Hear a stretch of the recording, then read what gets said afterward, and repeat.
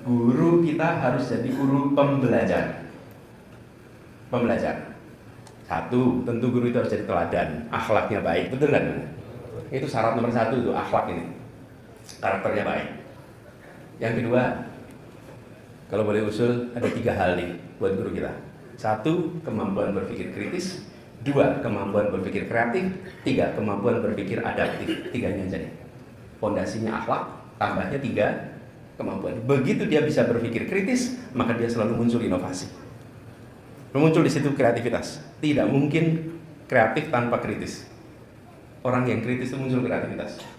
Lalu adaptif, karena dunia mengalami kemajuan. 3 ini menjadi kunci untuk kita melakukan perubahan. Jadi kalau sekolah-sekolah kita, guru-gurunya didorong untuk punya 3 ini. Nah, salah satu kelemahan dari pendidikan di sekolah-sekolah Islam adalah soal critical thinking. Kemampuan berpikir kritis.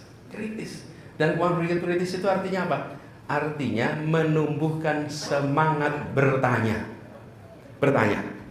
Anak kecil itu pas lagi tumbuh awal penuh dengan pertanyaan. Betul ya? Kenapa ini? Kenapa itu? Penuh dengan pertanyaan. Dan studinya sudah membuktikan makin lama sekolah makin menurun tingkat keinginan tahunya. Bahaya sekali. Jadi ini sekolah-sekolah kita, mudah-mudahan sekolah Al-Irsyad menumbuhkan itu. Sekolah-sekolah itu makin jauh justru makin banyak pertanyaan. Tapi seringkali karena guru tidak siap dengan pertanyaan, guru meredam pertanyaan. Ketika guru meredam pertanyaan, pelan-pelan tumpul. Dan akhirnya kemampuan berpikir kritis turun. Karena kemampuan berpikir kritis itu adalah dengan membebaskan untuk bertanya. Kenapa begini? Kenapa begitu? Kenapa? Dan kenapa itu membuat guru harus selalu belajar. Itu sebabnya kenapa jadi tantangan tersendiri. Jadi PR kita melakukan itu. Tapi guru dan kepala sekolah tidak mungkin bisa bekerja dengan baik kalau gajinya kurang. Betul, tidak bisa. Kita juga punya perusahaan, bagaimana karyawan itu bisa fokus bekerja di perusahaan kalau gajinya nggak cukup untuk hidup sebulan. Gaji bulanan habisnya setengah bulan. Terus setengah bulan berikutnya pakai apa? Nah, ini yang saya maksud tadi. Kita sering mengatakan pendidikan itu penting, pendidikan itu kunci kemajuan bangsa. Tengok, pendidiknya dicukupin biaya hidupnya tidak? Begitu jawabannya tidak, kita tidak berniat untuk melakukan perubahan bagi bangsa kita. Tidak berniat, sama sekali. Ngukurnya gampang itu. Jumlah bangkunya sama, SD, SMP, SMA, berarti berniat. Yang kedua, pengajarnya sejahtera, cukup hidupnya. Kalau itu tidak, nggak akan bisa.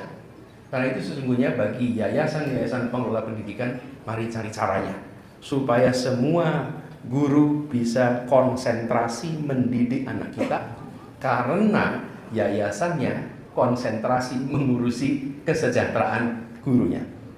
Tapi kalau yayasannya tidak konsentrasi mengurusi kesejahteraan gurunya, jangan harap gurunya konsentrasi mengurusi anak-anak. Negara juga begitu. Bagus-bagus saja ada program untuk makan anak-anak, tidak ada masalah, itu bagus. Tapi jangan sampai guru-guru kita terlantar karena tidak ada gaji yang cukup. Ini problem besar. Dan kalau kita lihat di negara-negara yang maju, hari ini banyak negara maju lewat pendidikan. Nomor 1 Asia itu jadi contoh. Nomor 1 Jepang. Jepang itu negara pertama yang melakukan reformasi pendidikan. Fase berikutnya ada Korea Selatan, ada Tiongkok, ada Singapura, ada juga bangsa Taiwan. Mereka menjadi sejahtera, makmur, maju peradabannya karena investasi pendidikan. Dan gurunya hidupnya sejahtera. Jadi ukurannya begitu. Tadi yang saya katakan paling awal, sudahkah kita mengalokasikan sumber daya sesuai dengan prioritas? Bangsa bisa kaya lewat sumber daya alam. Uni Emirat Arab, Saudi Arabia, Qatar, Kuwait, itu adalah negara-negara kaya karena sumber daya alam. Tetapi untuk menjaga tetap kaya harus lewat pendidikan. Untuk kaya bisa pakai sumber daya alam. Untuk tetap kaya harus pakai pendidikan. Harus. Kalau rakyatnya tidak dididik, nggak akan bisa menjaga itu. Dan kita sering menyaksikan, bukan? Ada satu generasi yang sangat makmur karena anak-anaknya tidak terdidik. Generasi keduanya jatuh. Betul tidak?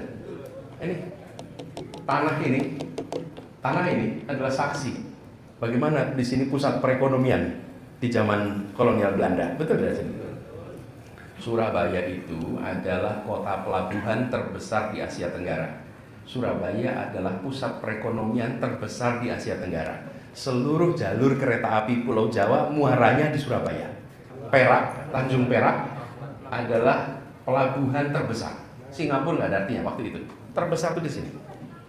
Dan kalau bicara tentang siapa yang luar biasa besar, ada keluarga-keluarga besar sekali di sini. Pendidikan kuncinya. Begitu tidak konsentrasi pada investasi pendidikan, maka turun. Dan ini yang menjadi pesan hari ini. Ke depan kompetisinya makin ketat. Nah, lalu yang ketiga yang saya sampaikan. Kenapa pendidikan itu juga kunci kemajuan peradaban? Dan pendidikan ini bukan hanya persekolahan. Peradaban itu dibangunnya dengan membangun kebudayaan. Di dalam kebudayaan ada pendidikan. Karena itu dari zaman dulu Pak, yang namanya kementerian itu sering digabung, pendidikan dan bukan kebudayaan bagian dari pendidikan, tapi pendidikan bagian dari kebudayaan. Karena pendidikanlah yang ikut membentuk kebudayaan. Dari kebudayaan muncul peradaban. Di pendidikan itulah dibangun kebiasaan-kebiasaan. Kebiasaan jujur, kebiasaan bersih, kebiasaan menghormati orang lain, kebiasaan bertukar pikiran, kebiasaan debat, kebiasaan menghargai.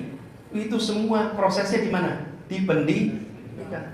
Nomor 1 dalam rumah, nomor 2 di dalam sekolah. Kita tidak mungkin bisa punya peradaban yang tinggi kalau di dalam sekolah kita, di dalam rumah kita tidak ada proses pembiasaan peradaban yang tinggi. Peradaban tinggi paling sederhana apa? Jujur, saling percaya. Hari ini belum kita. Lihat di Jepang sana.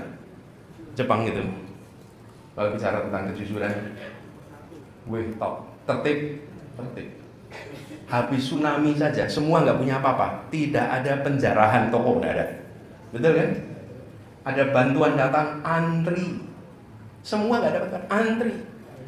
Itu karena sudah ada proses pembiasaan di mana? Di rumah dan di sekolah.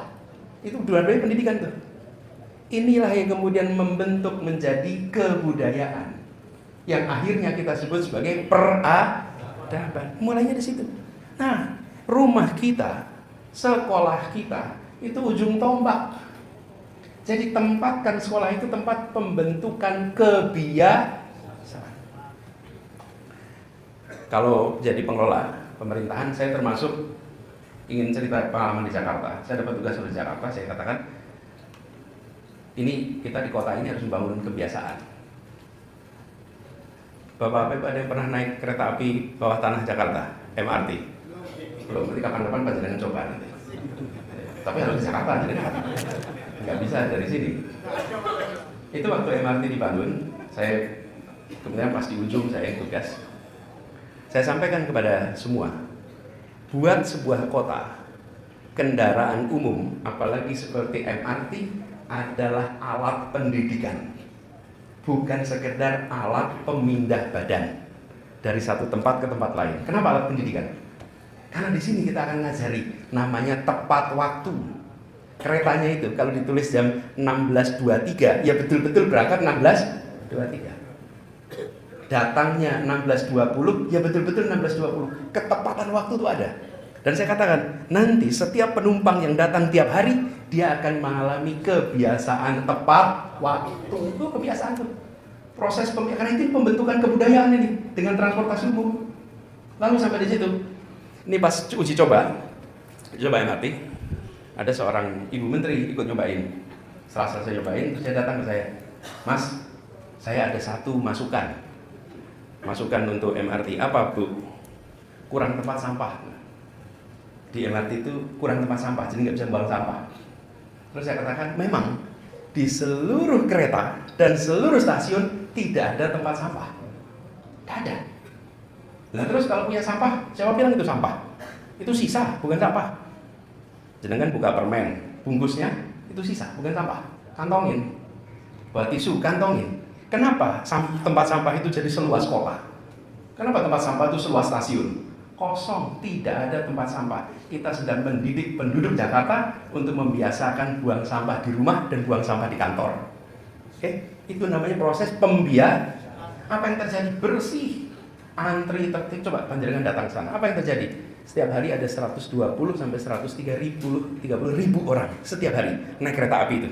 Dan semua itu mengalami proses pendidikan lewat kebiasaan. Nah, ini poin terakhir.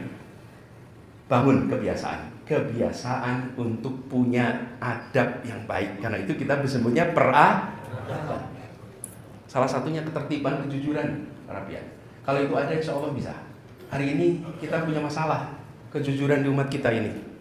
Sholat Jumat aja kita nggak berani bawa sepatu yang bagus. Betul nggak? Iya, coba berani. Tukar dulu sepatunya. Tukar dulu. Kenapa? Iya. Ini problem. Nah, kita coba bereskan itu satu-satu. Mudah-mudahan satu, akses dibereskan, ya. Kedua, fokus pada guru dan kepala sekolah. Ketiga, sumber daya dibereskan. Keempat, proses penumbuhan kebiasaan di rumah dan di sekolah dibuatkan item-itemnya.